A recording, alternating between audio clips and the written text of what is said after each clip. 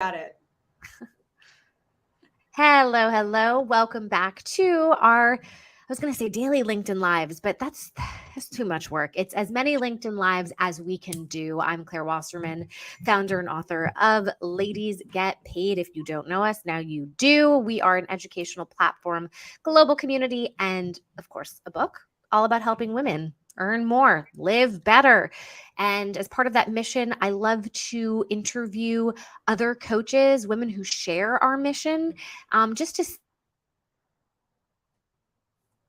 best advocates so they can live their best lives. And you can check us out at ladiesgetpaid.com and also on all the social handles at Ladies Get Paid.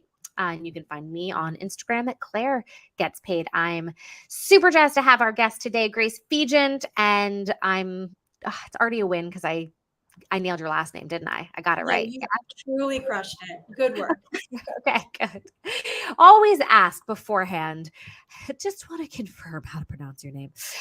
So Grace Vigeant is a career coach. She helps people design careers they love. And so that's like the short of it. I'm going to have Grace go into the long of it, how she got into this field. The topic that she picked today as the focus is it's about really bridging the gap between security and passion. We oftentimes feel like or are made to feel like you have to pick one. You can't both love what you do and make enough money to thrive. But Grace is going to tell you that's a myth. She's going to bust that myth and she's going to do it with specifics, which is awesome. Grace, welcome. Thank you so much for having me, Claire. Yeah. So tell us a little bit more about you, your work, how you got into it, and then why this topic of security and passion, was the one that you felt most called to speak about today. Yeah, absolutely. So, as Claire said, I am a career coach. And what that means to me is that I support people who are looking to find more fulfillment within their careers. We spend so much of our time at work, and it's really important that we have tools to make work for us. And that is everything from feeling secure within what it is that we are doing, but also when I say design careers that we love, hopefully it's something that is bringing us joy, that is meaningful, that we feel excited to talk about with others. So really working with individuals, and I specialize in transitions. So this Okay. might be somebody who feels that there's something maybe a little bit off where they are currently and they want to figure it out. They are burnt out and they don't know what to do to regain their energy, or they have a very specific dream of somewhere that they want to go or something that they want to get involved in. And it just feels like there's something holding them back or they don't know the path forward. So I love to work with people to understand, where are you currently? What is it that's going on? How do we bring more awareness to the feelings, the behaviors, the thought patterns around all of that? And then make choices to move you forward to a place where you're feeling good about what you're doing. And one of my favorite things, a lot of times people will say, what is the niche that you work with specifically? Is there an age? Is there an industry? I say no to that, at least for now. Again, every day is a winding road. Things might change in the future, but truly at its core, a lot of people are grappling with many of the very same things, and really learning to understand the external landscape that we're in, but really figure out what's important to you and put your hands on the steering wheel. That's where I focus. That's what I love. And so I work with people across all industries. And so that's who I am. That's what I do. Awesome. Were you a person who thought you had to sacrifice passion for money in your career? It's very interesting. I have had an interesting relationship with this throughout my entire life. So this is why this topic is very interesting. I did a lot of personal work on this to understand, why is it that I am sprinting towards money? And I actually want to, when we talk about security, there's money. That's one very, very important aspect. But there are also things like feeling like it is safe to show up authentically where you Mhm. are, that you feel as though you are accepted, that you are growing, there's a lot that people pack into the safety piece. Um, and I think if I reflect on my career, there were a lot of times where I was sprinting as fast as I could towards that feeling of safety and security. And I had reached it or exceeded it from a monetary perspective. And then I realized, oh, shoot, this area of passion has been neglected. And there's also a price tag emotionally, spiritually, when you look at your entire life on that as well. So it was through doing that work and then everything that I learned, I was like, how quickly can I get this out to other people as well? That really prompted my pivot into taking on this work full time and supporting people in doing this. Awesome. Where do you maybe just kind of walk us through like an initial session, right? Where somebody comes to you, they're in that stuckness, they're feeling called to do something, but they have that fear of losing what they've defined as security. So let's just say a paycheck, okay, in that way. And it's a real concern, right? Like they're not, this is not bullshit. Like they come from money, they, et cetera, right? So this is not just going to be mindset work. So I'm curious in your initial sessions, like what would be those first steps you might take in helping them shift, reframe, but also take those strategic steps towards passion without sacrificing security. Absolutely. And it's really important. I love what you said, that it's not just mindset work. A lot of times you'll see if you manifest it, if you dream it hard enough, you can make it. But a dream without a plan is going to set you up either to fail or to completely dysregulate your nervous system to such an extent that you can't do the creative thing or you can't show up passionately. So yes, absolutely. So what this might look like in an initial session is, first, there's a bit of, and this is where the myth busting comes in.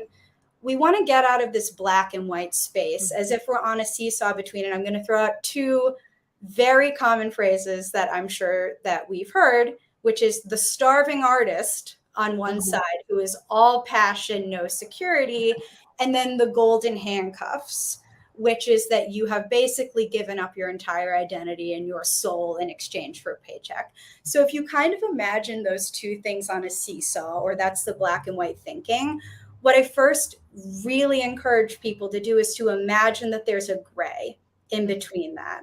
Get off the seesaw. I love the term play in the gray. To invite people to imagine, what could that even look like? Yeah. Right. And to kind of illustrate these extremes.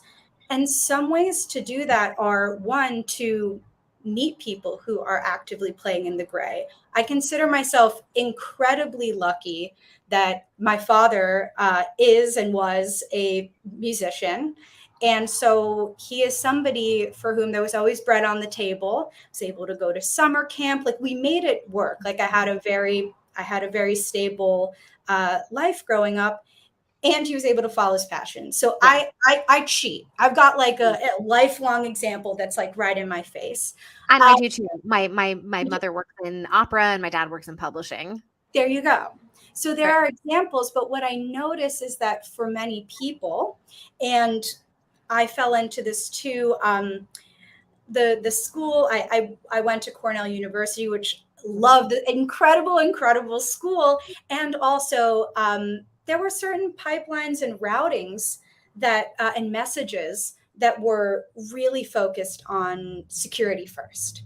So a lot of times you find yourself surrounded by or in community with people who are prioritizing one over the other. And then I married a comedian, and I'm also around a lot of people for whom, and he's been able to make it work too, again, lucky number two.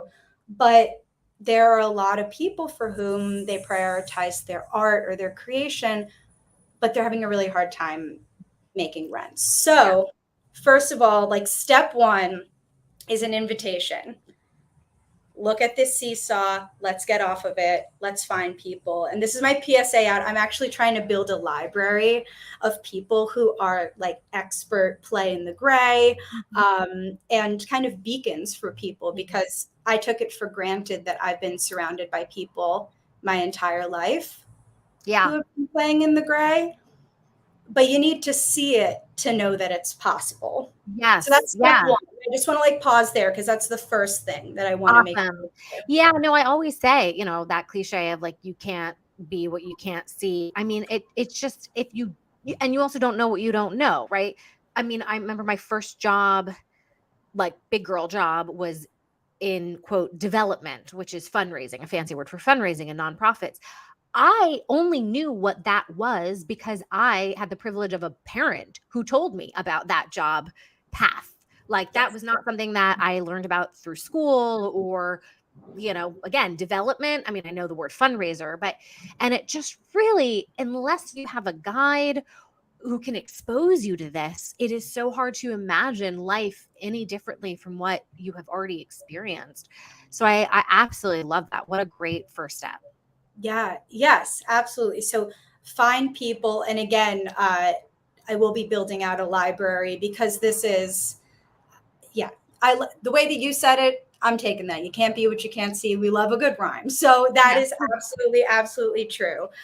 So an invitation, one, to open yourself up to that even being a possibility. Get off the seesaw, time to play in the gray. That's step one of the metaphor. Awesome. Then I think that it's really important to define security and passion for yourself. So I want to like really pause there. Mm-hmm. And a metaphor that I really like for this, and this is this awareness part where you're really getting in touch with, okay, what does security mean for me? What does passion mean for me? Metaphor time, really quick. So I always kind of had a sparkle in my eye. I always wanted to go skydiving. That to a lot of people really fucking scary, Yeah, right? no, not doing Yeah, that. and that's a no. And like for Right. you, it's like great. And let's imagine that it's like a client who comes to me. They're not looking to do the skydiving equivalent of a career change. Beautiful. Let's not even Right. go down that path. But for some Yeah. people, they want to skydive in their career. And I know for me, it terrified me, but in a kind of sparkly, I want to do this way. So I think that's kind of the first step when we talk about what we want, is really getting in touch with the full, like the thoughts that we have about it, the feelings that we have about it, what's going on. And let's say somebody wants to go down, let's just follow the metaphor for a minute. I know for me it was scary, but it was scary in a way that I wanted to do it.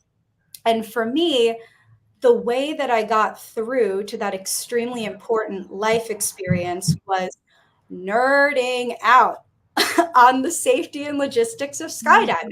So I Mm-hmm. looked into it. I watched videos on it.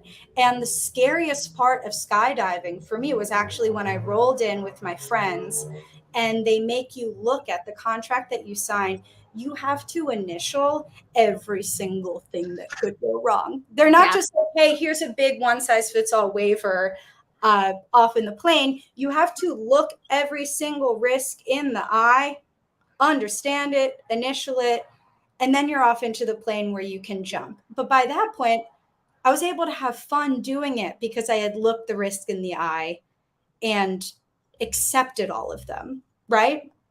Or mitigated them. Like I was like, mitigate to the best that I can. It's like, okay, the harness is meant to be tight. And I was like, we got to make sure Yeah. this harness is tight, right? I had picked a reputable place, et cetera, et cetera. So the thing that I want to get to is that if somebody wants to do something scary, Mm-hmm. there's a big difference between like Claire, for you're like, nope, not a thing that I want to do. But also you've created and founded your own business and you've written a book and Right. like all these things, like that's really scary for some people. Right. So Right. there is scary, but I really want to push through it. And if I don't, like, I'm worried there's a part of my life or myself that I'll be sacrificing. So Mm-hmm. to do it, take that skydiving metaphor and really get to the bottom of what is it that you are scared of. And so I often have clients do, I call it an exorcism, where you just like Love it. vomit out all of the things. Like what is, I forget the name of the girl in The Exorcist, but we all have that visual where she's just like, get it out there. And then we look at it, and here's where I'm going to throw the vomit metaphor to the side, because you've got to pick through it, right? And understand, okay, what of these things am I accepting? Mm-hmm.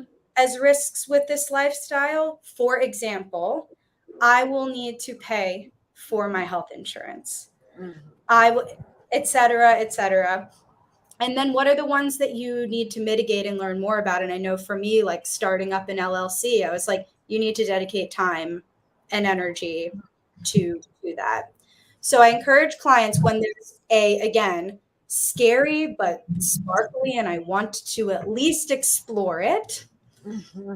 Let's really look at, okay, what are the concrete things that we're scared of? Yeah. Quick thing, I'm going to just jump in because I want to underscore this great line that you said, which was, quote, "It was scary in a way that I wanted to do it." And so that just got me thinking about how do you know the difference between kind of like scary good and scary bad? And then I was going to ask you, but you actually sort of addressed it already. I just want to add to it. I think if you imagine not doing it, if you would regret it.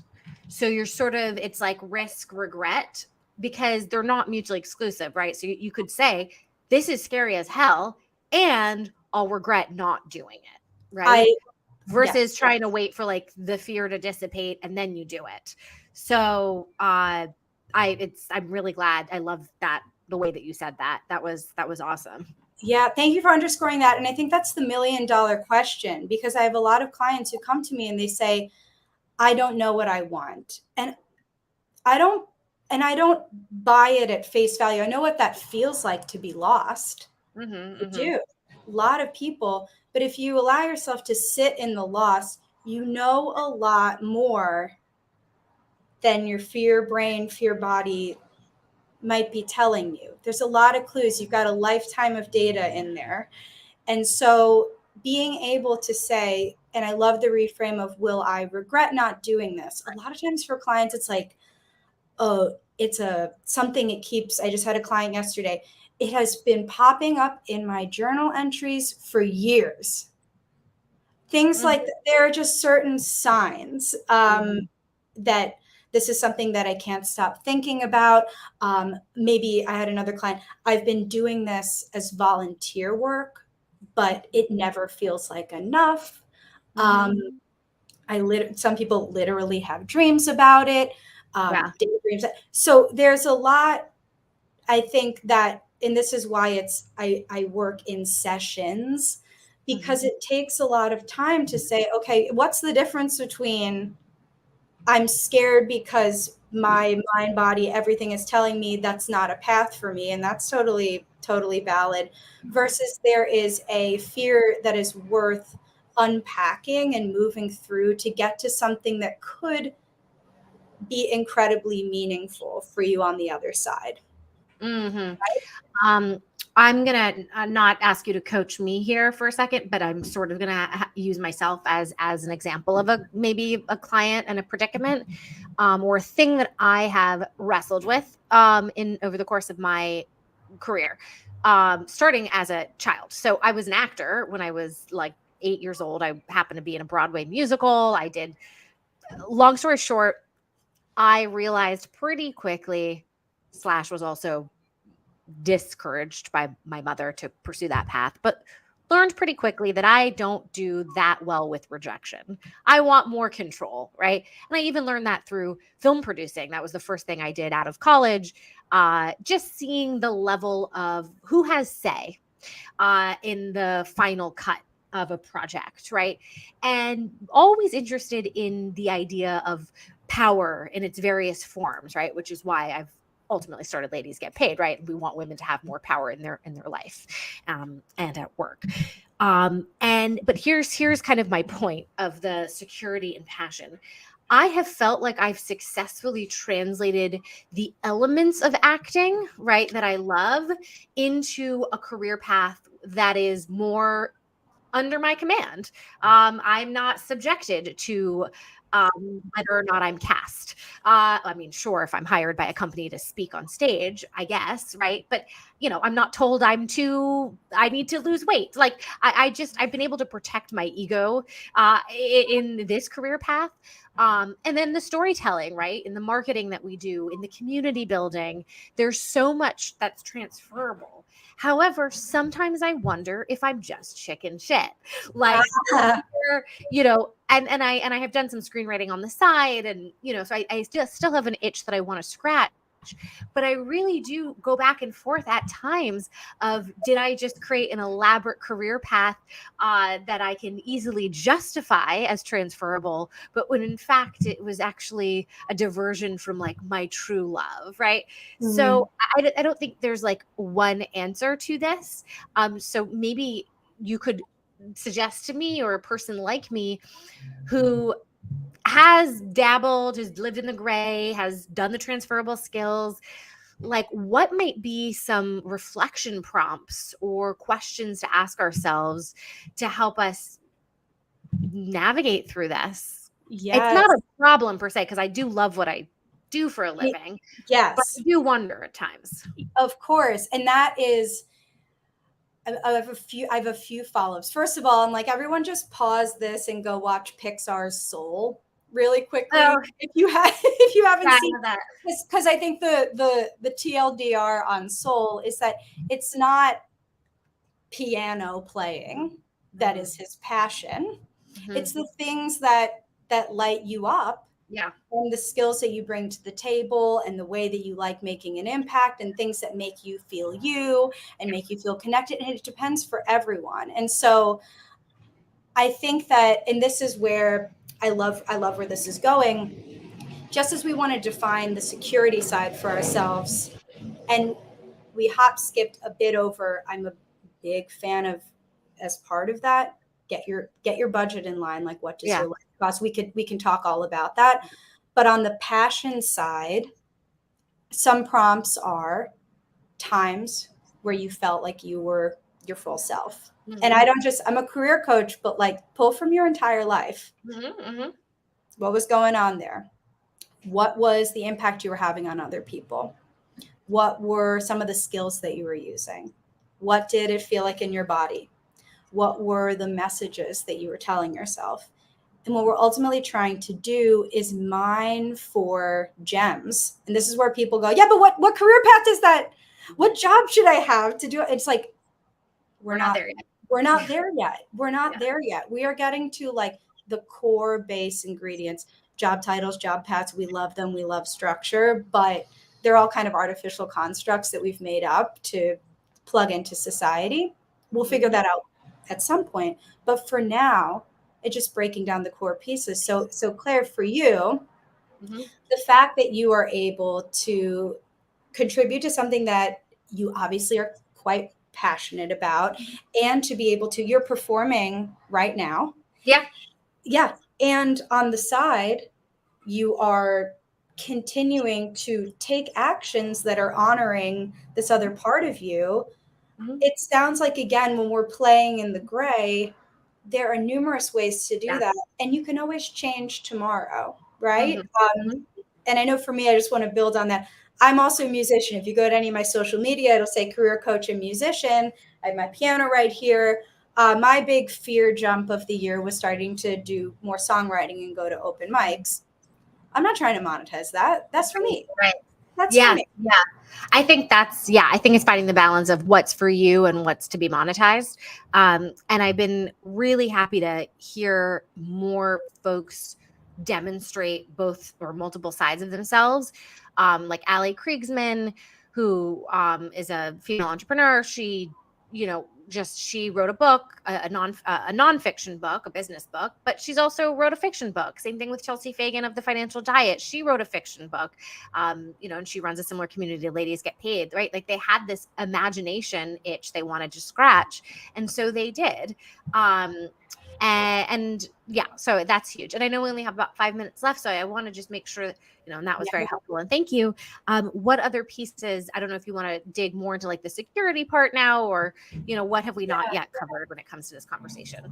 I think if we look at so how would I support a client through this, or what are some things that you can do? We talked about, and I want to leave everyone with really 3 core steps. One is the get off that seesaw of golden handcuffs versus starving artist and allow yourself to play in the gray. The second is the definition for yourself of security and passion. And so we just talked about the passion piece.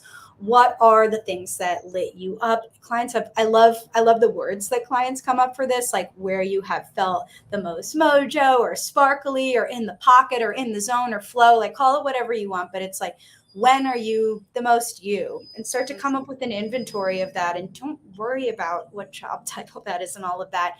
Get in touch with what are the things that really have lit you up in the entirety of your life, right? Plenty to mine from there.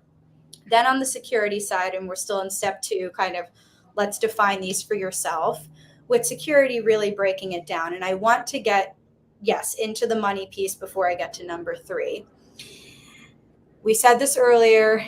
I want to reiterate, manifestation, dreaming without a plan, you can really fall on your butt. So this is not to say just go off into the sunset of your dreams. You have to have some plan to ensure that you're successful. And so what I really encourage clients to do, especially the ones who are, I'm going to call them skydiving pivots, where you're like, I want to jump out of that plane, is to actually create a budget for yourself of your life. And I encourage people to look at your needs. So the stuff that absolutely needs to be taken care of in order to survive. We're talking rent, we're talking utilities, we're talking if you need transportation, if you need healthcare, all of that. Needs, your wants. So I know for me, I love going out to live music. I love, dressing in fun clothing. I love having a budget to paint the room purple. These are things that I want. And then wishes, maybe trips that I want to go on. And really, again, allow yourself to dream.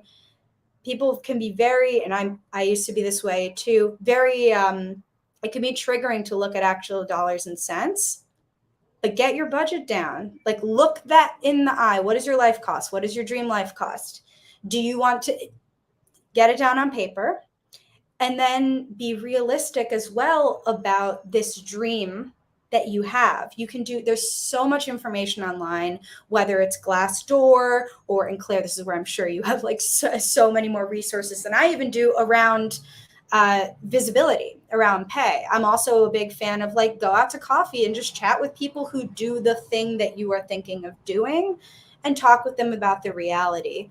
So it can be scary. A lot of people want to bypass this step because the data might, like I said, the scariest part of skydiving was looking at all the things and putting my initials next to it. Budget, so that when you make that leap, you know that you are held. So that is really important for people. And I encourage all of my clients to do that before making a big change. Because life has costs, and not just in a Debbie Downer way, but if you want to have that amazing life experience or invest in yourself in a certain way, that is going to cost money. So prepare for it. So I'll pause there because that's a big old chunk before I get to the final very quick. That's great. I also have a plumber in my bathroom who is hammering. So if anyone hears that, now you know. No, that's super helpful because I also think you probably have folks have a lot of fear in their mind anyway. And so, yeah, there's fear to look at the numbers, but which one are you going to choose? The fear in your mind or the real fear, or I shouldn't say real because it's valid, but the fear that can at least be tackled with a strategy and a timeline. It's a lot more clear cut, actually. The solutions, even though they are scary, can be more straightforward. I just want to ask you, actually, speaking of money, there's something that I noticed on your website that I think is really, really cool. This is total diversion, but it's about how you present your pricing. And because we don't have much time left, I wanted to call this to attention. So something that Grace did that was really interesting is she has a sliding scale for this program. It's called the Career Change Collective. And a lot of people have sliding scales. But oftentimes what folks will do will say, okay, it's between this amount and this amount. And oftentimes within the amount, it'll say, here's what you're getting for it. But instead, what you did, which was so cool, is in these 3 tiers of pricing, you describe elements of what the kind of person might have or not have. So, for example, the highest price point, she has a description of, I own my home or rent a higher end home. I own or lease a car. I have regular access to healthcare, right? So you go down this description and you think, okay, yep, that's me. Or you go, no, that's not me. Next price point.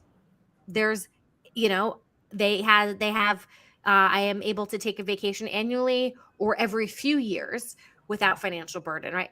Next lowest description is I am unemployed or underemployed. I don't have a car. I rent low end property, right? So, it's less nebulous because sometimes we think of ourselves as, I can't afford it, right? I can't afford to quit my job. I can't afford to take this class. When in fact, we actually can. So to have those specific details in the way that you laid it out on your site was really genius. I'd never seen this before. I thank you for calling that out. And I have to give credit where credit's due. Kara Kovacs, who you actually, I think, spoke to last week. She was on, yeah. Yes, we had a very synchronistic meeting story. That's a story for another time. On her podcast, we talked about it a bit, but she is my business coach and she shared this incredible resource with me. And I loved it. And here's why. Because there is a big difference between the way that we feel about our financial status and ability to pay for things and the reality of it. And I've experienced that in myself, where I was so terrified to invest what actually in the grand scheme of things was a low lift. I had accrued savings over time, and yet I was terrified. But investing in myself was the best thing that I could do. So being able to have that kind of a perspective was really helpful.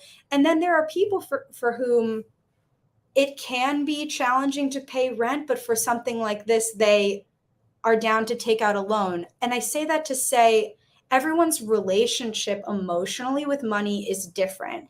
And so whenever I can, I like to bring people out of the feels and into the data so they can make more empowered decision making about how they move forward, rather than they're saying, I could never do that. Too scary. Can't.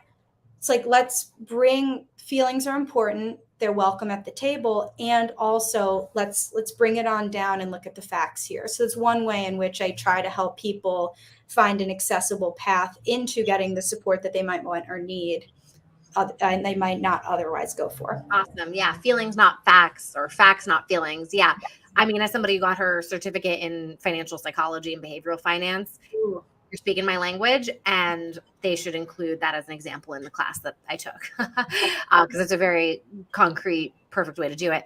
So in final closing, anything left that you haven't yet shared? I know it was a huge topic with not much time, but most importantly, where can people, beyond your final words, where can people find you, follow you, and pay you?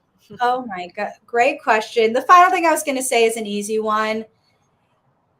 There's time for thinking and noodling and should I not? You got to get out there and do. You have to take action, and it doesn't need to be skydiving. And I did this because it's a ripcord. It doesn't need to be big. Try things on for size, get out there, make small moves to move you forward towards a feeling and actual reality of more security and more passion. It doesn't need to be a huge, big thing, but start making moves. So that's the final piece I'll leave. So my name, Grace Vigeant. That's me across all social. I spend most of my time on LinkedIn and on Instagram. You can see a link to my bio site with information. Claire mentioned that I just launched the Career Change Collective, which is a group offering for people who are looking to change again. Maybe you're a skydiver, or maybe you are just not quite feeling it where you are and you want to get your mojo back. That's an option for you. Or you can sign up for a free exploration call with me to get to the bottom of what are your needs and how best I can serve you. I have a few slots left on my one-on-one roster at this current point. And I always love meeting new people. And even in those exploration calls, they're not sales pitches, they are coaching calls. So my goal is always that people walk away with something to get them in the right direction. Oh, Claire, I can't hear you. You're on mute. 2023, we're on mute, you know. Sometimes. Yeah. I was just going to say, if you're not familiar, come on over to the Ladies Get Paid LinkedIn page, because Grace is going to, after the recording, just post a comment on the recording with all of her links, and you can connect with her directly there. And of course, ladiesgetpaid.com/subscribe. Our newsletter has lots of good tips in it. Plus, listing registration for upcoming events. I try to do these every week. Thank you, Grace, for being here. Super appreciate you. For those who watch live and after the fact, now go get paid. Bye. Yeah. Thanks, Claire.